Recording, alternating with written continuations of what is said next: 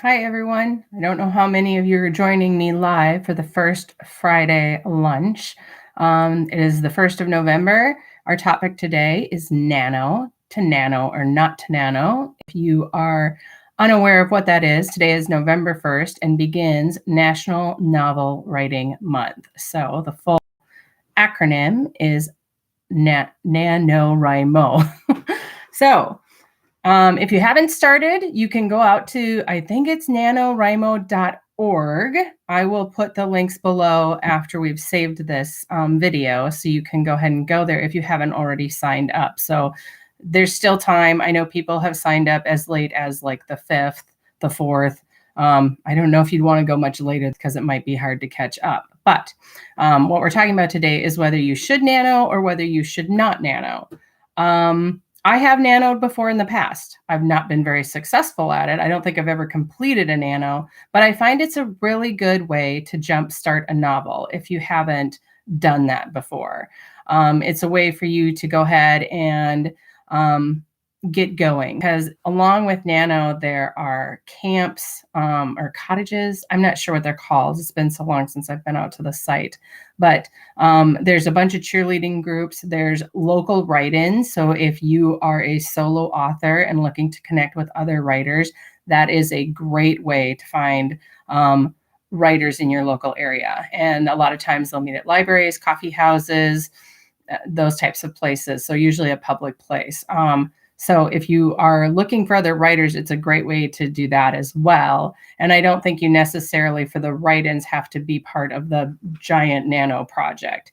Nano's free. You get to sign up. You basically put in your book title, a blurb, and the goal is to finish 50,000 words. And so you're writing over, I think it's around just under 1,700 words a day to go ahead and complete this novel by the end of the month.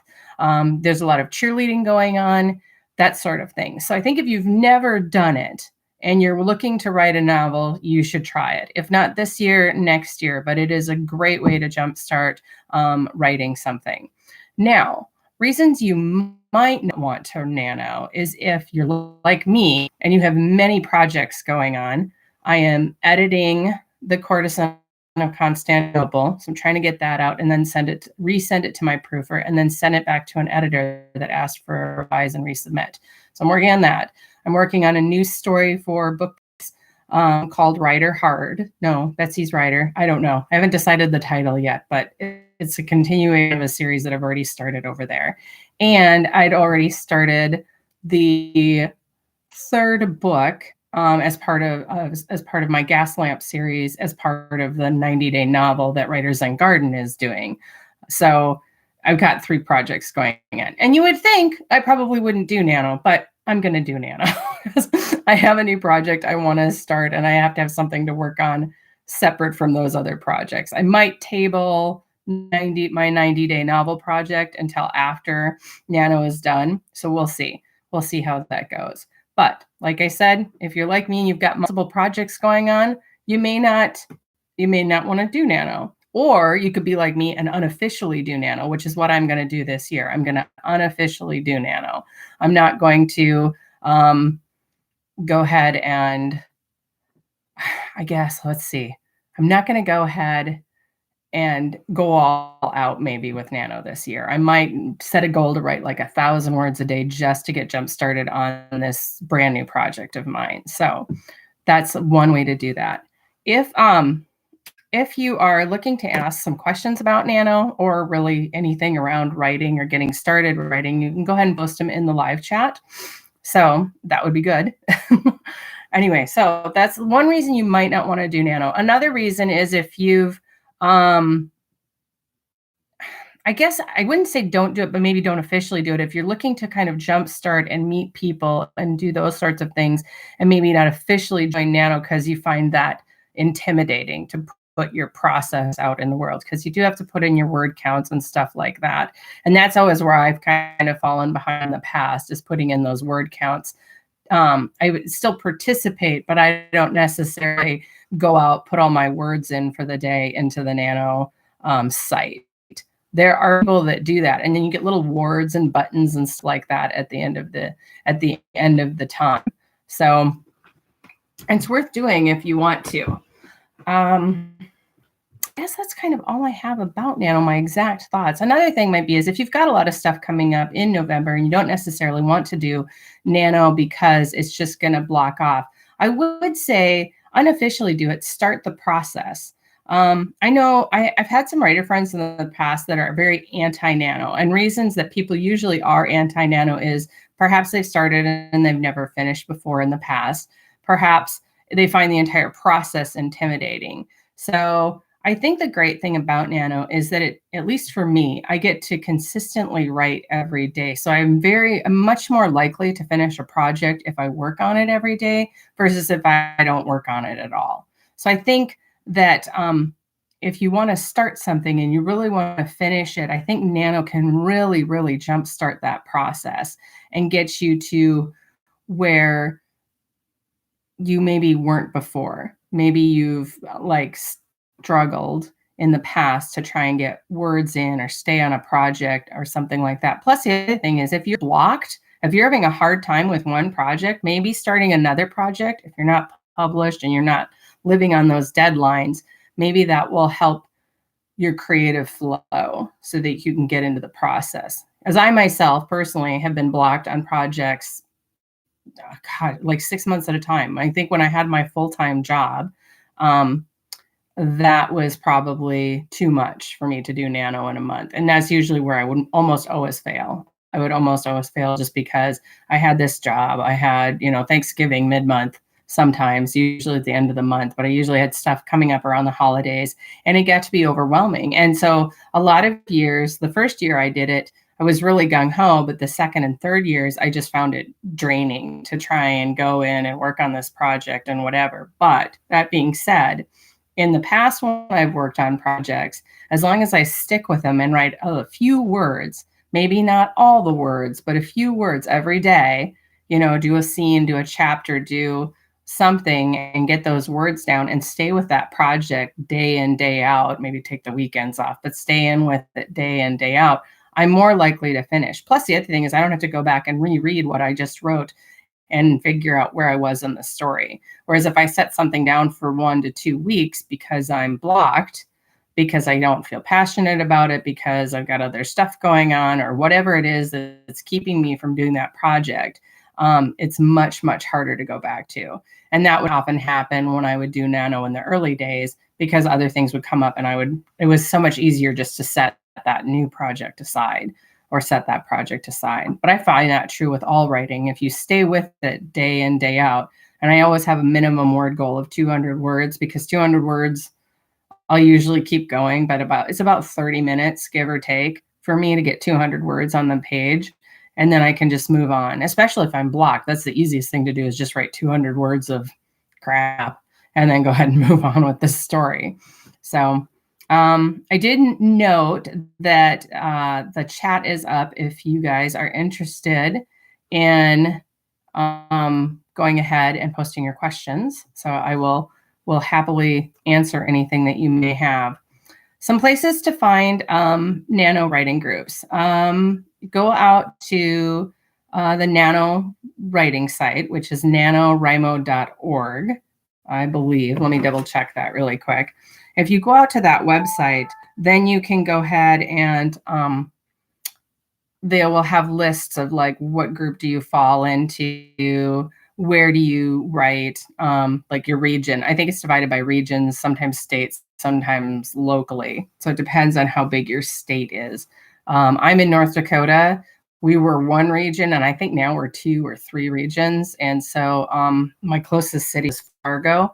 And so usually I will go to events in Fargo, and they've got them posted out on the website. The other thing is a lot of libraries, will host write-ins as well. Like in Minnesota, one of my meetup groups meets at the Moorhead Public Library, and they had write-ins a couple years ago.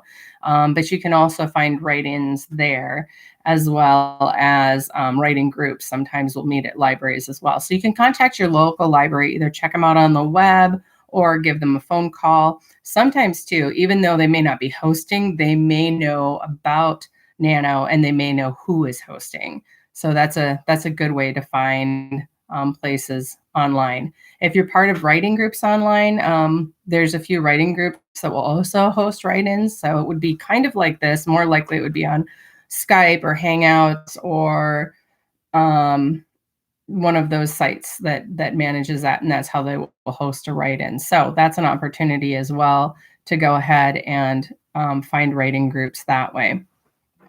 I think if you are looking to start a project and you have an idea and you maybe have some thoughts written down, like characters and stuff like that, I think you could still start that process today. I do recommend a little bit of pre-work, like maybe have your not writing done, because you actually can't start until today, but maybe have your characters done, maybe have an outline done, maybe have the general premise of the story, because you do actually have to put that in when you go ahead and register your story. I believe you put in the title and then you put in kind of a blurb. So like a blurb you would see on the back of a book is kind of what you put in about what your story is about, and so that you can kind of stay on track. There's two definitions of writers in novel groups. There's pantsers and plotters, or sometimes now pantsers are called discovery writers. So that's a different style. So if you're a total pantser and all you want to do is have this in your head until you write it down, there is absolutely nothing wrong with that. I'm kind of a plotzer. I kind of pre-plot some stuff and then I go ahead and write. And a lot of it is like scenes. I break down my scenes beforehand, like this will happen, this will happen, this will happen. But I can even do that the day that I'm going to write the scene. I just break it down a little bit before I write it. So I am not necessarily locked into having the entire outline, I guess maybe would be a good word. I don't know that I would call mine an outline because it's just pages of notes.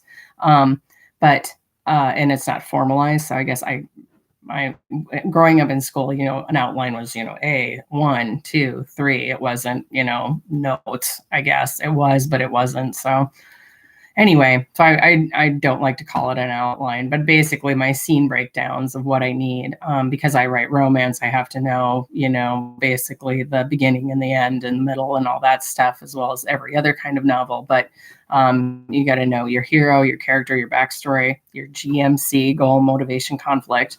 So those things, but I can do it all on the fly, like right before I'm going to write the scene. I don't necessarily have to do it in advance. So I've started NaNo, I think, as late as November 2nd. And then there are some years, like last year, I don't believe I did NaNo at all because I was knee deep in the middle of projects and trying to get submissions out to editors and agents for 2 different types of work. So I wasn't really motivated to do NaNo because I had other stuff on the back burner, I guess. So, but I did go to some of the write-ins as a writer just to connect with other writers. So I met someone that I invited to my local critique group, and they've worked out really well. But I met them at a November write-in.